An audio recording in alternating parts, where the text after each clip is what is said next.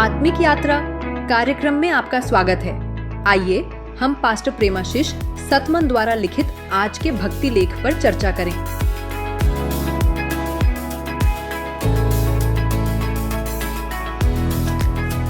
Praise the Lord.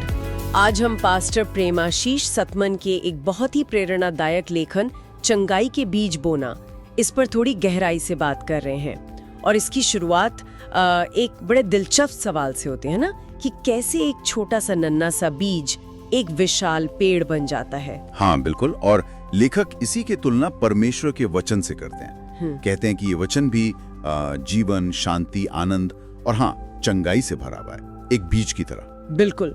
और जो मुख्य आयत है नीति वचन 4:20 से 22, वो तो सीधे सीधे यही कहती है, जी, हे मेरे पुत्र, मेरे वचन ध्यान धर के सुन और अपना कान मेरी बातों पर लगा। मतलब पूरा ध्यान देना है। हाँ, और फिर इनको अपनी आंखों की ओट न होने दे, वरन अपने मन में धारण कर। मन में धारण करना ये महत्वपूर्ण है। बिल्कुल, क्योंकि आगे लिखा है, जिनको वे प्राप्त होती हैं वे उनके जीवित रहने का और उनके सारे शरीर के चंगे रहने का कारण होती हैं। जीवन और चंगाई दोनों। तो चलिए इसे थोड़ा और समझते हैं। मरकुस 4 में भी तो यीशु ने परमेश्वर के राज्य की तुलना बीज बोने वाले से की है ना? हाँ, मरकुस 4:26-27। जैसे कोई बीज बोता है और वो अपने आप उगता है रात दिन। तो लेखक कहते हैं कि परमेश्वर के वचन के साथ भी कुछ ऐसा ही है। लेकिन क्या सिर्फ सुनना काफी है? नहीं, यहीं पर बात थोड़ी गहरी हो जाती है। लेखक कहते हैं कि ये सिर्फ सुनने की बात नहीं है, ये सक्रिय रूप से मतलब एक्टिवली बोने की बात है। बोना जैसे किसान या माली बीज लेता है, उसे यूं ही रखता नहीं है, वो उसे मिट्टी में डालता है, पानी देता है, देखभाल करता है। अच्छा। उसी तरह हमें परमेश्वर के वादों को, उसके वचन को अपने दिल और दिमाग की मिट्टी में बोना है और फिर उसे सींचना है अपने विश्वास से।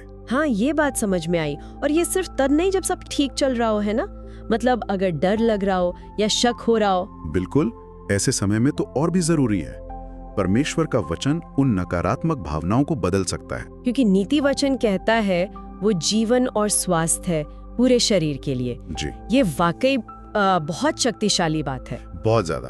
और यही लेखक एक और जरूरी बात उठाते हैं, सिर्फ ये मान लेना कि परमेश्वर अच्छा है या वो भला चाहता है, वो काफी नहीं है। हाँ, वो काफी नहीं है।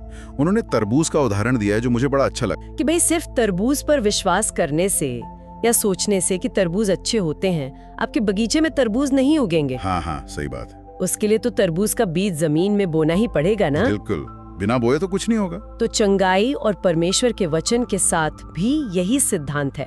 अगर फसल चाहिए तो बीज बोना पड़ेगा। अच्छा, तो मतलब अगर किसी को अपने जीवन में चंगाई चाहिए, किसी भी तरह की शारीरिक, मानसिक, भावनात्मक, जी, तो उसे परमेश्वर के वचन रूपी बीज को सक्रिय रूप से बोना होगा। मतलब उसे पढ़ना, सोचना, मनन करना और विश्वास करना।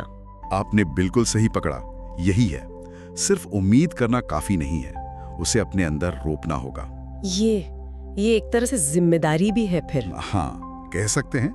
लेखक कहते हैं कि परमेश्वर के वचन रूपी इस बीज में ना असीम क्षमता है, मतलब अनलिमिटेड पोटेंशियल, असीमित प्रेम, असीमित संभावनाएं। वाह! ये सब परमेश्वर का अनुग्रह है जो हमें मुफ्त में मिला है, लेकिन उसे अपने जीवन में फलता फूलता देखने के लिए हमें उसमें भाग लेना होगा। वो बीज इंतजार कर रहा है कि हम उसे बोएं। तो आज की हमारी बातचीत का जो सार है वो ये है कि परमेश्वर का वचन सिर्फ शब्द नहीं है। नहीं, बिल्कुल नहीं। वो एक शक्तिशाली बीज है जिसमें जीवन बदलने की, खासकर चंगाई लाने की ताकत है। और लेखक पास्टर सतमन हमें यही करने के लिए प्रोत्साहित कर रहे हैं कि चलो बोना शुरू करें। जी हाँ, और ये हमें एक सवाल के साथ छोड़ जाता है सोचने के लिए कि असल में इस बीज को रोजमर्रा की जिंदगी में सक्रिय रूप से बोने का मतलब क्या है। हाँ, मतलब पढ़ने सुनने से आगे क्या?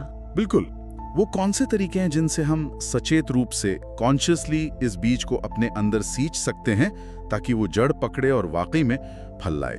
इस पर सोचना चाहिए। ये बहुत गहरे और काम के विचार थे जो पास्टर प्रेमाशीष सतमन के लेखन चंगाई के बीज बोना से हमें मिले, और उन्होंने इसे एक बहुत ही सुंदर प्रार्थना के साथ खत्म किया है। जी, जो शायद हम सबके लिए एक अच्छी शुरुआत हो सकती है। प्रार्थना ये है, प्रभु मैं तेरे वचन को अपने हृदय में गहराई से बोता हूँ। ये मेरे जीवन में चंगाई, शांति और आनंद की फसल बनकर उगे। आमीन। आज आत्मिक यात्रा कार्यक्रम को सुनने के लिए धन्यवाद, जहां हम हर दिन परमेश्वर के वचन पर चर्चा करते हैं। अगर आज का कार्यक्रम आपके लिए आशीषकारी रहा हो तो इसे अपने परिवार और मित्रों के व्हाट्सएप ग्रुप में जरूर साझा करें। कल फिर मिलेंगे। धन्यवाद।